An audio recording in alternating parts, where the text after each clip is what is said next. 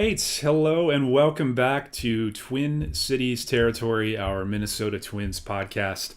Here on the Foul Territory Network, I am Zack Pierce, editor at The Athletic, joined as always by Dan Hayes with a cool Foul Territory hat. I think you wore that yesterday too, didn't you? Was that your? I did. Yeah. I did. He is our Minnesota Twins beat writer at The Athletic, and back today, Tyler Duffey, longtime major leaguer and former Minnesota Twin. And Tyler, the entire world is wondering, how did the dentist trip go yesterday? Oh, it's wonderful. Got the cleaning, and then you end with hey, come in a week, and you're going to spend between $500 and $1,300. So All right. it's always a good way to finish it up. Are we not flossing Some enough? old work needs to be touched up. Okay, got it. Not so bad. Well, it is Friday, May 1st. It's May. Goodness. Look at that. And it's a glorious morning in Minnesota. The sun is out. The weather is nice. And man, what a heck of a night in Minnesota sports last night. St. Paul Saints won 3-1. I mean, that was amazing. The St. Paul Saints won. Boom. The Minnesota Twins started it off well. I don't know if they finished before the Saints did. They did. Actually, no, they did. Yes, the Twins started it off. The Twins won. The Wild and Timberwolves both won Game 6 closeout games to advance to the second round. This is not a hockey or basketball podcast, so I won't go too deep into my thoughts from last night to spare everybody. However, historic night. I thought for sure after the Twins won, cynical person that I am, like, that's going to be the one game we win tonight, of course. But no, they just won all of them. That never happens to Minnesota sports. And it's the first time in 29 seasons in which there's been both an NBA and NHL franchise in this state that they are both in the second round of the playoffs. 25 years of Wild and Timberwolves overlap, and then 4 years at the beginning of the Wolves' tenure with the North Stars. First time both are in the final 8, which I didn't look up how many times it's happened for other markets, but I've got to believe that's on the back end of the roller coaster's hitting the top. It's about to just drop. Yeah. That was a cool night. Like, really, that was what was cool at the Twins game. It was clear people were watching the Wild, and they got the empty netter to make it 4-2 right as the Twins got the last out. And so or it was maybe a half a second before the last out, and you hear the crowd go nuts, and it's like, wait, the game's still going on. Oh, that's what just happened. That's what just happened. And Derek Shelton mentioned it after the game. Like, he was like, that was a cool moment because everybody knew what happened at that point. And then he saw the video of the empty netter, and there were good vibes everywhere last night. It was cool. And then you had a night on the town last night, Dan. How was the scene there? I mean, you behaved yourself, but were fans pouring out after the Wolves game too and everything? Yeah, I was like right across the street from Target Center. That place went from having 8 people in to being jam packed in 20 minutes. And McDaniels that was a stone cold bona fide superstar. That was so much fun. Unbelievable. That was amazing. Unbelievable series. It truly was. I direct you to The Athletic to read all about both of those if you're interested. If hockey or basketball makes you want to, stab a pencil in your eye or something, there will be time codes at the bottom. You can skip this. Although if you're still listening to this at this point, you probably are in it with us. But anyway, we'll get back to the baseball. We've only had the one game since we came to you yesterday, of course, and the Twins got back in the win column right after we got done talking about the latest wave of bullpen issues and bats coming up short, and not being there to support a great game from their starting pitcher, Dan. Everything, of course, went back the other way last night. Yeah, it was a big development moment for Andrew Morris. That's something that the Twins they need to see positive developments in that bullpen, and you get the support there. Bailey Ober was really good, and here's the part I'm really enjoying about it. Bailey Ober was, you could tell, very excited after the game to come through and get a win like that and pitch as well as he did. He was so efficient and fast, and then the offense just kept adding on. You get the early Jeffers homered to give him the lead, Buxton homered, then the Jays, who are also a 14-win team, just like the Twins, started to kick the ball around, and the Twins took advantage and added on. That was a good victory, and you're right. It was needed after the loss of the rubber match, just because they're in need of good vibes. They're in need of something to keep themselves from going the wrong direction. They got a road trip next week to DC, which who knows what the Nats are, but also Cleveland. So it's going to get tough, and this to get that first one against the Jays, who they beat them. They got them in Toronto too. That was a big win just to get things kind of going back the other way. You mentioned Bailey Ober, Dan. 6 innings pitched, 4 hits, 1 earned run. Another great start. We mentioned the stat yesterday that the Twins had lost 6 straight games in which a starting pitcher had gone at least 6 innings and allowed 2 earned runs or less. Wow. A frustrating. I know. I was ready for you to drop some wisdom. Yeah, right. You need 2 or 3 things to go well probably to have a chance, and the hitting and bullpen was not going well. But last night, bullpen solid, did not allow a run in the 3 innings. But Bailey Ober, Dan, getting it done for the Twins this year in what's been a pretty much all around solid starting rotation. How's he doing it? Yeah, he's doing it with diminished velocity, and he knows it, and he is figuring out like how to pitch, and he's shown this. There's just an absolute sense of relief on his face. He wore it so hard last summer. In June, he gave up 30 runs in 30 innings, gave up a team record. I think it was 14 home runs in the month. You could sense it the whole way. He was so disappointed. But more than that, he was searching for answers. At the time, he was not healthy. And he's been the most consistent pitcher on the Twins for going on 5 years now. You could always pencil those starts in for 6 innings, 3 runs or fewer at that point. That was what Bailey Ober was going to give you every time out. And all of a sudden, he turned into what he was last year, which was not good. And he knew it. He said at one point, there was a game where he threw 10 straight pitches and had no idea where they were going because he had no confidence in his lead foot when he planted and delivered. He worked very hard on his hip this offseason, and his command is back to the place where he feels confident that he knows what he can do with stuff. And the velocity is down. And, a good night for him right now is like 88.8 mile per hour fastball.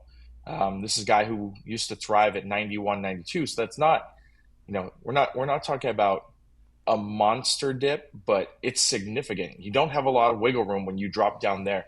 And for him to be successful, he needs to be just on with everything else and mixing and matching, because he comes from that high angle, and so he can deceive hitters and just truly pitch. And he said last night, his hand positioning is better. He feels like he is kind of locked in physically. He said his hip, that it's making all the difference because he knows where things are going. And when he does, he was getting into how he set guys up, and he can do that now. And not like last year, it was sort of like this, just go, because he just had, you can tell when a guy is like thrived off command his whole life and he's dealing with not having it. Like, he had to learn so many tricks last year, and now it's the healthy version of him applying some of those tricks they learn, but also able to put the ball where he wants. And I mean, there was a look of relief, and just like, I don't know, he was very excited. Like, you could tell he's just sitting back and taking in the moment last night, because I'm sure there's been points where he wondered if it ever happened again. For those listening, instead of watching, Dan describe Bailey Ober's efforts last season as covering his eyes and throwing a pitch. I mean, he absolutely felt so lost at times last year, and he's as down the middle of a guy as you'll talk to. Like, he is just calm, and you could tell he was pretty rattled last year. Like, it just was so far from where he was. And I mean, to hear him say that, and I asked him last night, because he said it at Twins Fest. He's like, I'd have my stuff for a few innings, and then I'd come out and I would throw 10 pitches and not have an idea where a single one of them was headed. And that can't be like Duff. Have you run into games like that where like Yeah. I mean, when I was starting especially, there'd be a batter like you bring that leg up to throw and you're like, I'm not really sure what's going to happen right now, and you could probably go back and find him, like it'd be a random like 4-pitch walk, like not close, and it's like, okay, forget about that one, reset, kind of thing. But to your point about the velocity, I wouldn't be surprised last year, like, yeah, he's a little dinged up, but in the world of throwing the baseball as hard as you can, when all of a sudden your velo dips, all you want to do is try and throw hard again. And I think what we're seeing this year is Bailey settling into, I don't care that I'm not throwing 93 or 94 when I reach back. I'm going to throw this 88, and you're going to hit a pop-up to shortstop, and then the next guy's going to come up. And that's pitching at the end of the day. It's in a world of stuff plus and all this craziness around throwing as hard as you possibly can. Like, he's pitching. And, there's a reason everyone that comes up, they know what he's doing. They're out in front. They're capping it. They're breaking their bat. They're just like, they're uncomfortable because he doesn't care that he's not throwing 93. He's going to throw his changeup and then his slider, and then his 88 is going to play like 92, and then you're out. And, it's for Bailey, like you said, that calmness. I guarantee you he's like, all right, cool. Like, I'm just going to throw what I know how to throw, put it where I want, and you're out. And there's something when you're in that, I hear Joe talking about at times the flow state. Like, I guarantee you, he's like, all right, here it comes, boom, you're out. And that's a great place to be on the mound. And you try and ride that as long as you can, and, hope that it lasts for 30 starts. Because what he's doing right now, I guarantee his body feels great too, because he's not stressing. He's not fighting every pitch to try and reach back and do extra. It's we saw him do that earlier. I think in his second start, you saw him try to get some velocity and hump it up there, and it looked like he was max efforting, which when a 6'9" tall person does and you're that, falling, and it's just you can see it. And you're right, he did not. There was one sequence against Vladimir Guerrero where he said he nearly blew a fastball by him, went away, threw an off speed, I believe, away, and then came back inside and broke his bat with a sinker. And you could tell he was just kind of geeked off that because he is pitching and he's setting guys up and he's focused on that again. And that's clear that is he's just in a good spot because he's worried about that and not the other stuff. Yeah. Bailey Ober, a career worst 5.10 ERA last year in 27 starts, 3.55 this year in 7 starts, close to his career best. His career best over a full season, 3.43 in 2023. We got more to talk about from the game Thursday night.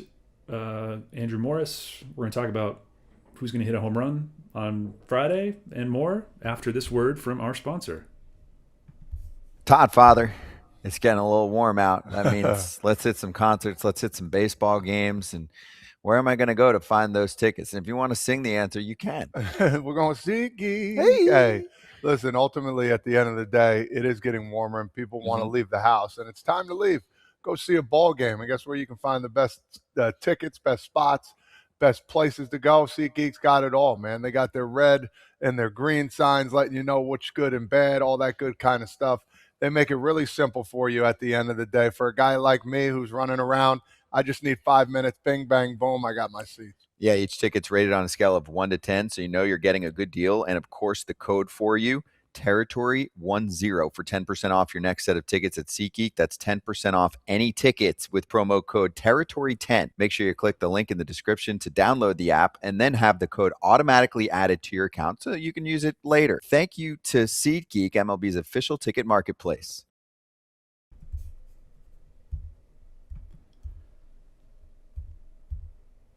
All right. Todd Father's got some pipes, I will say. That's the dulcet tones. Yes, dulcet tones, exactly. All right, we're back. The Twins game. I will try to get the Wild and Timberwolves out of my head and finish this podcast strong. But it got very interesting in the 7th inning when Andrew Morris came in to pitch. Ober started the seventh, gave up a single to Ernie Clement. Anthony Bonda came in for 3 hitters. Which, fun fact, I forgot that that's a rule now that you have to face 3 hitters. It's still a thing. You're sitting here getting frustrated, like, why are they leaving him in? Oh, right. Anyway, we had 2 outs, 2 on. Andrew Morris came in, Dan, to face George Springer in a big moment in the game. Twins were up 4-1 at the time, and Morris has had kind of a wild ride so far for the Twins. He's had some long relief outings, for better or worse, but came up big in the 7th last night. Yeah, that was the first time this season where he's come in the middle of an inning, which we'll get to. I want to hear from Duff a little bit later about that, just the development point there. But he came in and got George Springer, which, that's their second best hitter right now. It's, that was a big spot in the game. And he thrived. Like, he fell behind 2-0, but he got Springer. He came back, and I think it was a 2-1. Got Springer to hit just a weak little comebacker. And it led to a really funny moment because he was positioned where he looked at second base immediately and was looking to throw. And not funny, Dan. He noticed Luke. He said after the game that Luke Keishel's eyes, because Luke Keishel was nowhere near the bag because the play was first base. No. and he said, like, Luke Keishel's eyes lit up, like, no, like that slow motion. And so he was like, and then I just remembered, oh yeah, I can go to first base and get the out. He totally forgot how many outs there were. I mean, it doesn't surprise me. It's a big high leverage moment. You could tell he was pretty worked up afterwards. He came back and got another 3 outs in the 8th, and then they pulled him. And that's the one thing. All his outings had been like 2+ innings, and he'd actually been really good for 2 innings. And then that 3rd inning, giving up 3-run homers or big doubles. But in short stints, he's looked really good and looks like he could kind of develop into he's a candidate to develop into a leverage guy in this bullpen.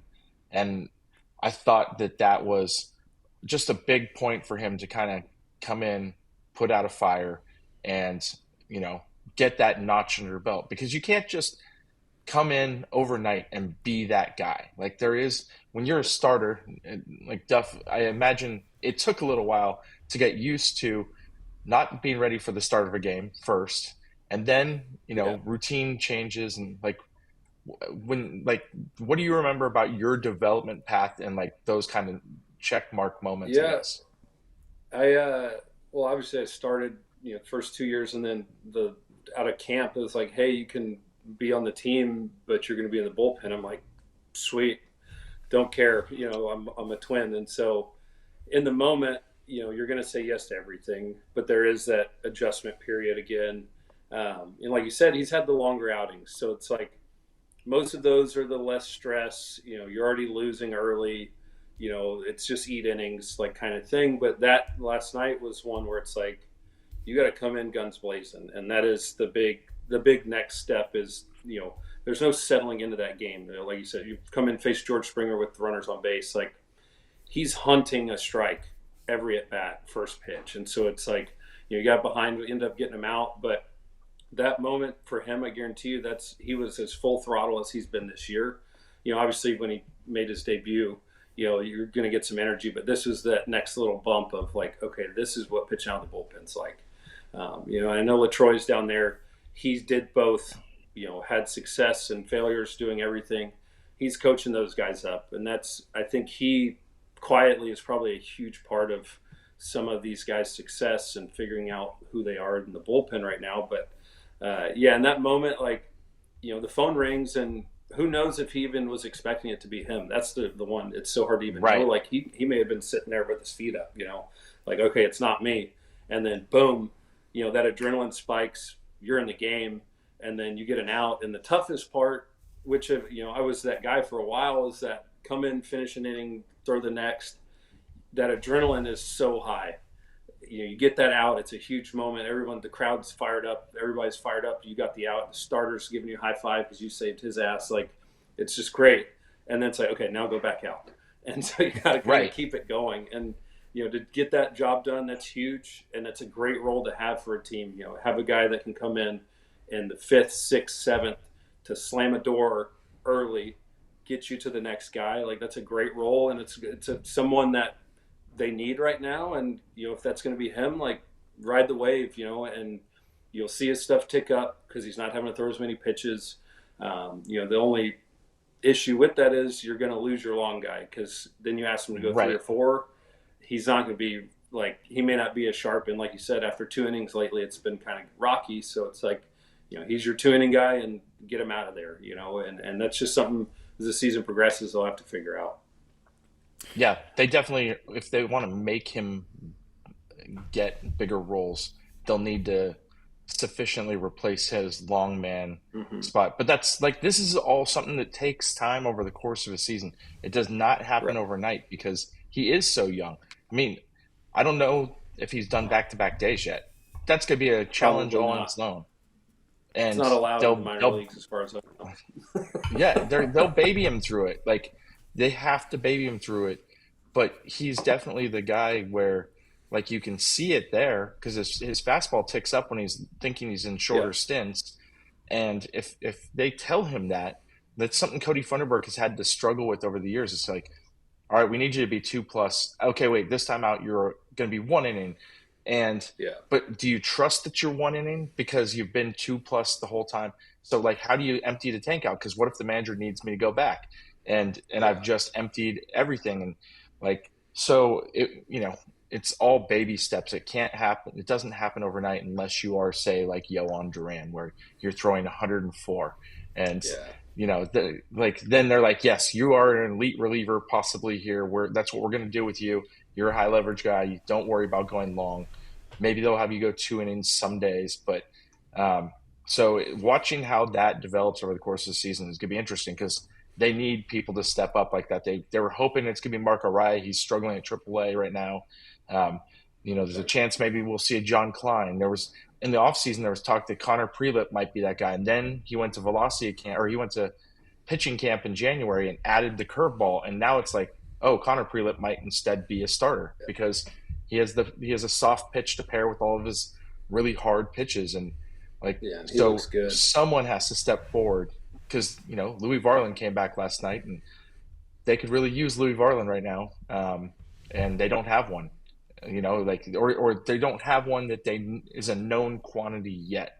Because it took Louis Varland 3 years to become this. And so it's like the start, one of those first moments in the process where you see it happen. And you could tell that was a big moment for Andrew Morris because LaTroy came over after the game and was giving him shit about the forgetting how many outs there were. And like, it was classic LaTroy, but then also you could tell it was like the coming over to reaffirm and let everyone like talk to him in front of a bunch of guys and like just make sure he knew that was a big moment. Right. No, that goes a long way, man. Like when somebody comes up after something like that and they're like, hey, that was like, you did a hell of a job today. Like it's, you did that, but then a teammate telling you or a coach like singling you out, like that matters a lot. That's huge. Yeah, it's anything in life, right? The validation from your peers. That's fantastic. Well, a few more things to talk about from last night, and then we'll take a peek at the weekend, the rest of the series with Toronto as well. Now it's time for our daily dingers from FanDuel, and let's. This is a new segment.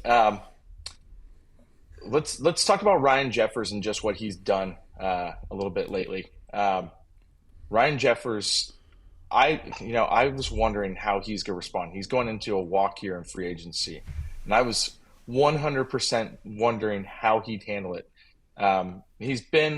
He had one of his better years at the plate last year, but he didn't have power the way he had hit. He's hit 21 and 16 in previous seasons, and last year he had 9.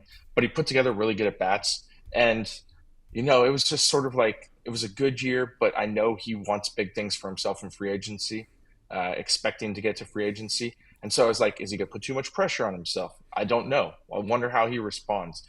And starting with the ABS stuff, he's been really good at just, making himself valuable even when he isn't. He's found another way to add value to his game. Like, he's very good at calling.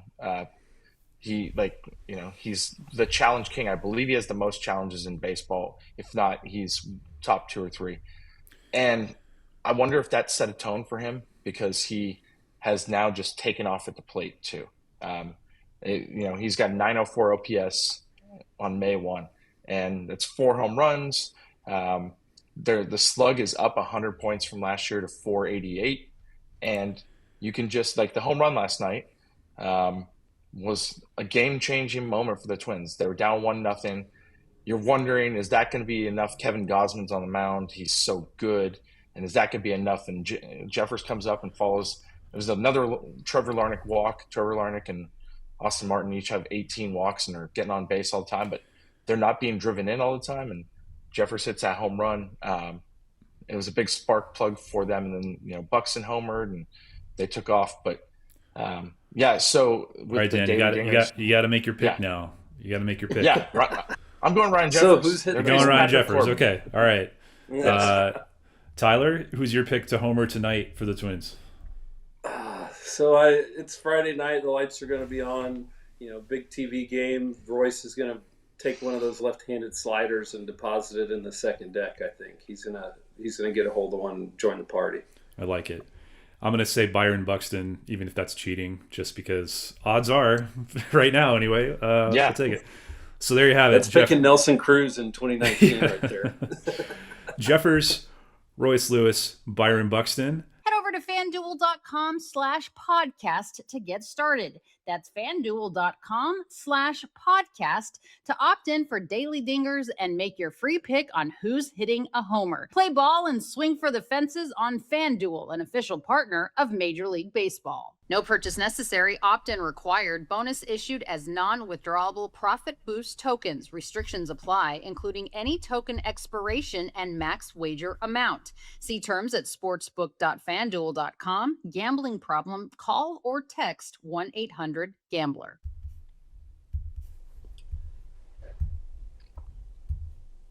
All right, we are back.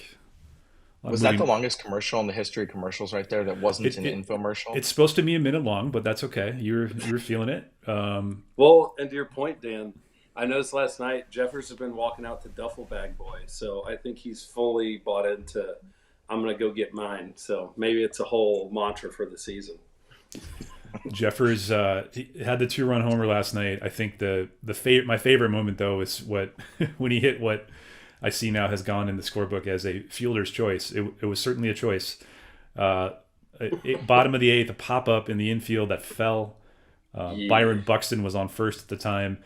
And I forget if it was it Okamoto, the third baseman, who picked it up and tried to throw. And then Vladdy just came barreling in. Yeah. Threw it into center field. Buxton went to third. Twins ended up scoring 2 in the inning thanks to, in part, another error. So even the defense was going the other direction last night. It was just one of those nights where it all came together. But looking forward to the weekend, 3 more games with the Blue Jays. Guys, heck of a way to start, but they also started the Seattle series off pretty nice as well. Who knows?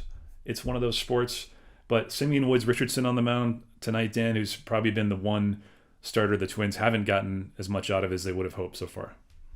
Yeah, he's had a weird couple of starts. I mean, he looked really good in that Kansas City start early on, but there's just been some inconsistency there and this is a guy who has thrived off being one of their guys that you just don't see coming and gets out there and gives you 6 or 5 2/3 and keeps them in the game every time, and that hasn't quite happened the last few times out. So will be a big start for him, especially against his former team. He and Austin Martin, of course, coming over in the Jose Barrios trade in 2021. So always, guys get a little geared up extra for that. He had the Mets also, like, on that road trip last time, and he originally was drafted by the Mets and then traded to Toronto. So he's getting a couple of his old teams here out of the way early in the season.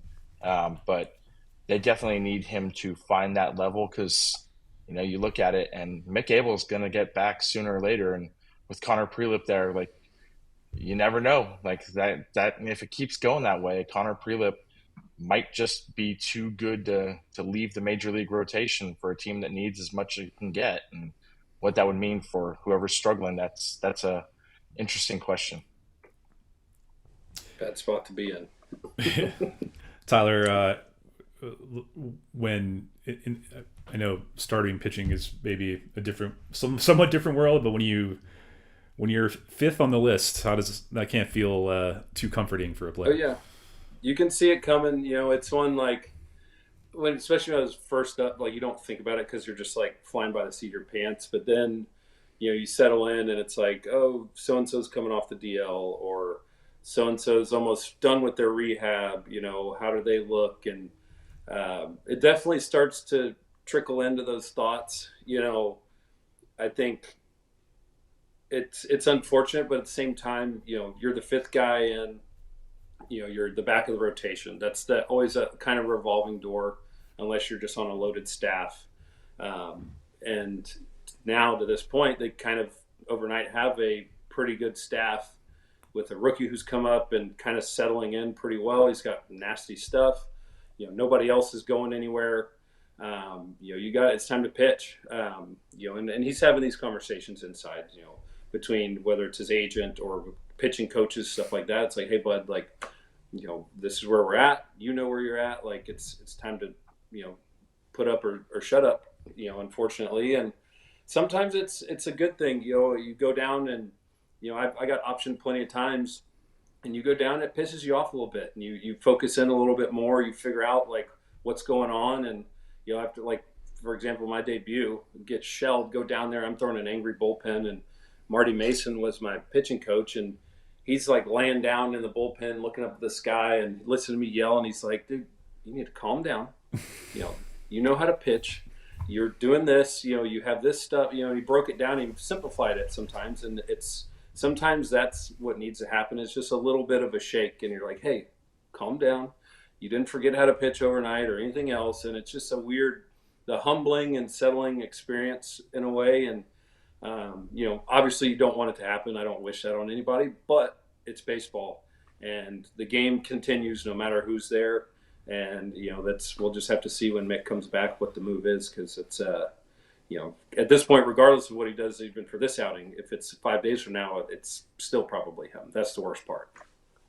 And this is, that 6 a.m. flight way too well, that Rochester Express. Yeah.